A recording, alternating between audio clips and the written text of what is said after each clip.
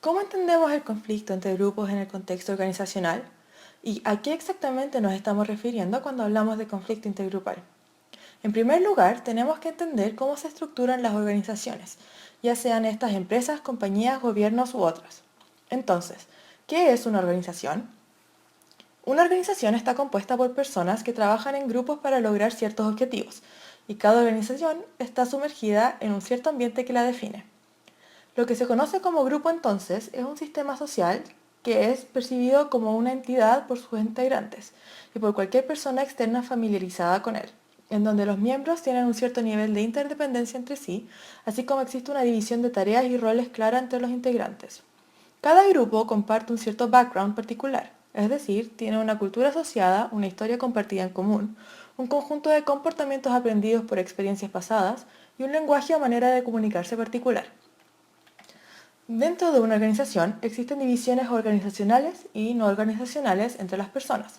Aquellos grupos basados en divisiones organizacionales reflejan las jerarquías y roles que se observan en la organización como un total, mientras que los grupos no organizacionales o grupos de identidad se establecen en base al género, etnicidad, edad u otras características distintivas de los miembros. Ahora, el conflicto se entiende como un estado discordante causado por la oposición de necesidades, valores o intereses, ya sea esta una oposición existente o percibida por las personas involucradas. Con esto se puede ver que el conflicto se puede generar tanto entre grupos de trabajo como también por diferencias de identidades básicas de los miembros. Cuando tenemos distintos grupos que tienen que trabajar colectivamente, entonces se pueden generar conflictos entre ellos. ¿En dónde podemos observar estos conflictos? El conflicto intergrupal se puede ver, por ejemplo, intraorganizacionalmente, entre distintos departamentos que no acostumbran a trabajar juntos, entre empresas u organizaciones que participan en un mismo proyecto y que no tienen los mismos métodos para trabajar. Esto mismo se puede extender al mercado y a la red o network de organizaciones. Y por último, y tal vez sea este el ejemplo más claro, en relaciones transculturales, como ocurre en empresas multinacionales en donde las diferencias culturales pueden generar una serie de malentendidos y problemas.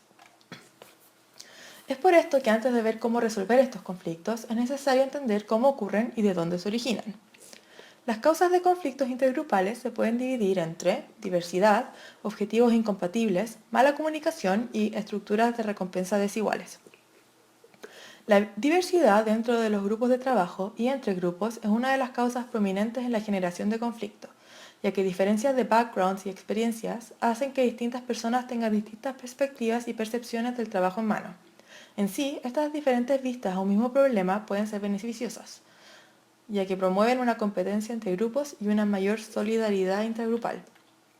Sin embargo, cuando esta diversidad llega a causar falta de cooperación y deterioro de relaciones entre grupos, es necesario implementar cambios para resolver estos conflictos.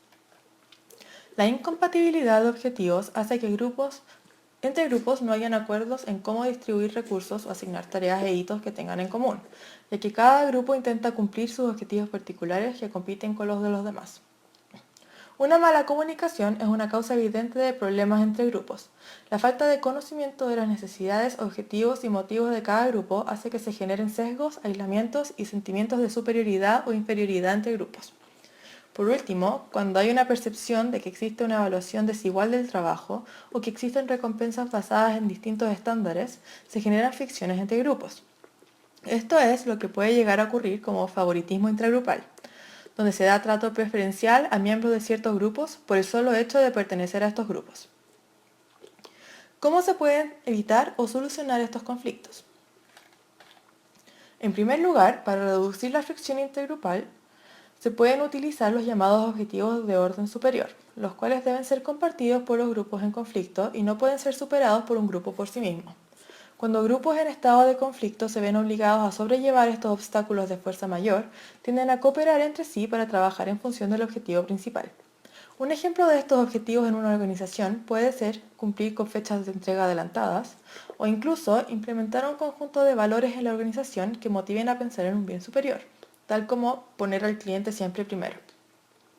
Hay que tener en cuenta que para que este método sea efectivo, tiene que ser aplicado constantemente, pues la reducción de conflicto entre grupos es un efecto acumulativo de la relación que se genera al superar obstáculos en conjunto.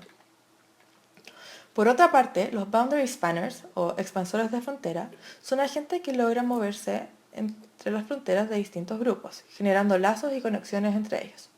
Son personas que son capaces de generar una conciencia transcultural o transgrupal, es decir, pueden construir relaciones sustentables manteniendo una disposición abierta, invitadora y confiable, comunicarse, escuchar y entender, muchas veces traduciendo las intenciones o acciones de un grupo a otro desde la perspectiva del otro, empatizar y resolver conflictos mediante negociaciones efectivas, manejar las distintas complejidades de una organización, ya sea tanto en roles e interdependencias como en motivaciones y responsabilidades. Hay que tener en cuenta que esta es una tarea que requiere mucho esfuerzo y que maneja mucho poder, por lo que es aconsejable dividirla entre varias personas, o sea, no tener un solo boundary spanner, sino que varios, para evitar conflicto de roles y abuso de poder. Además, hay que tener en cuenta que como muchos otros fenómenos organizacionales, además de los boundary spanners designados, existen unos boundary spanners prácticos, es decir, personas que por sus características propias cumplen con las mismas funcionalidades, pero que organizacionalmente no trabajan como eso. Es necesario que los boundary spanners nominales también lo sean en la práctica, pues de lo contrario su trabajo no será efectivo.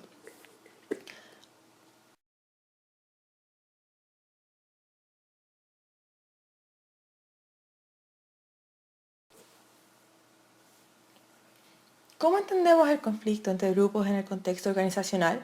¿Y a qué exactamente nos estamos refiriendo cuando hablamos de conflicto intergrupal? En primer lugar, tenemos que entender cómo se estructuran las organizaciones, ya sean estas empresas, compañías, gobiernos u otras. Entonces, ¿qué es una organización? Una organización está compuesta por personas que trabajan en grupos para lograr ciertos objetivos, y cada organización está sumergida en un cierto ambiente que la define. Lo que se conoce como grupo entonces es un sistema social que es percibido como una entidad por sus integrantes y por cualquier persona externa familiarizada con él, en donde los miembros tienen un cierto nivel de interdependencia entre sí, así como existe una división de tareas y roles clara entre los integrantes. Cada grupo comparte un cierto background particular, es decir, tiene una cultura asociada, una historia compartida en común, un conjunto de comportamientos aprendidos por experiencias pasadas y un lenguaje o manera de comunicarse particular. Dentro de una organización existen divisiones organizacionales y no organizacionales entre las personas. Aquellos grupos basados en divisiones organizacionales reflejan las jerarquías y roles que se observan en la organización como un total, mientras que los grupos no organizacionales o grupos de identidad se establecen en base al género, etnicidad, edad u otras características distintivas de los miembros. Ahora, el conflicto se entiende como un estado discordante causado por la oposición de necesidades, valores o intereses, ya sea esta una oposición existente o percibida por las personas involucradas. Con esto se puede ver que el conflicto se puede generar tanto entre grupos de trabajo como también por diferencias de identidades básicas de los miembros. Cuando tenemos distintos grupos que tienen que trabajar colectivamente, entonces se pueden generar conflictos entre ellos. ¿En dónde podemos observar estos conflictos? El conflicto intergrupal se puede ver, por ejemplo, intraorganizacionalmente, entre distintos departamentos que no acostumbran a trabajar juntos, entre empresas u organizaciones que participan en un mismo proyecto y que no tienen los mismos métodos para trabajar. Esto mismo se puede extender al mercado y a la red o network de organizaciones. Y por último, y tal vez sea este el ejemplo más claro, en relaciones transculturales, como ocurre en empresas multinacionales en donde las diferencias culturales pueden generar una serie de malentendidos y problemas. Es por esto que antes de ver cómo resolver estos conflictos, es necesario entender cómo ocurren y de dónde se originan. Las causas de conflictos intergrupales se pueden dividir entre diversidad, objetivos incompatibles, mala comunicación y estructuras de recompensa desiguales.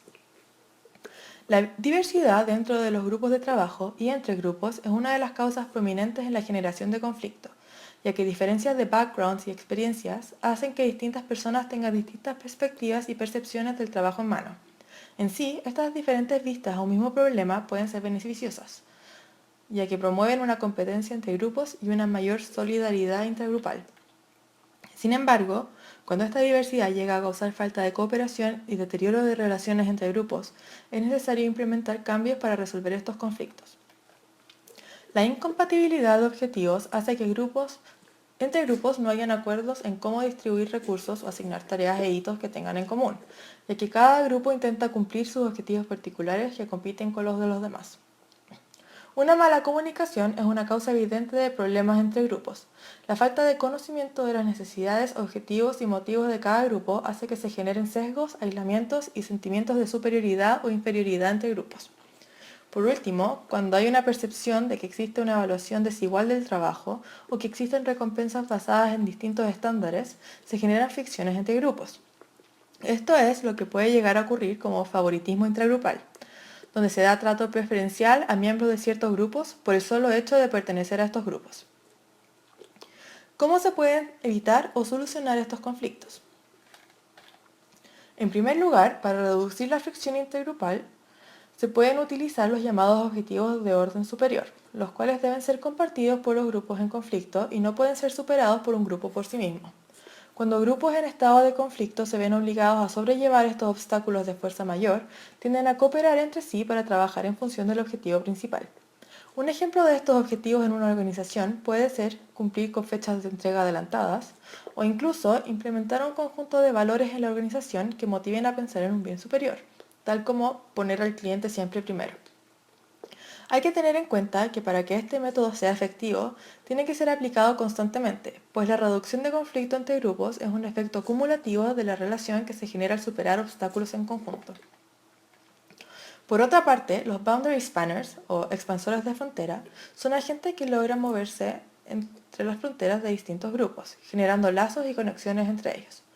Son personas que son capaces de generar una conciencia transcultural o transgrupal, es decir, pueden construir relaciones sustentables manteniendo una disposición abierta, invitadora y confiable, comunicarse, escuchar y entender, muchas veces traduciendo las intenciones o acciones de un grupo a otro desde la perspectiva del otro, empatizar y resolver conflictos mediante negociaciones efectivas, manejar las distintas complejidades de una organización, ya sea tanto en roles e interdependencias como en motivaciones y responsabilidades. Hay que tener en cuenta que esta es una tarea que requiere mucho esfuerzo y que maneja mucho poder, por lo que es aconsejable dividirla entre varias personas, o sea, no tener un solo boundary spanner, sino que varios, para evitar conflicto de roles y abuso de poder. Además, hay que tener en cuenta que como muchos otros fenómenos organizacionales, además de los boundary spanners designados, existen unos boundary spanners prácticos, es decir, personas que por sus características propias cumplen con las mismas funcionalidades, pero que organizacionalmente no trabajan como eso. Es necesario que los boundary spanners nominales también lo sean en la práctica, pues de lo contrario su trabajo no será efectivo.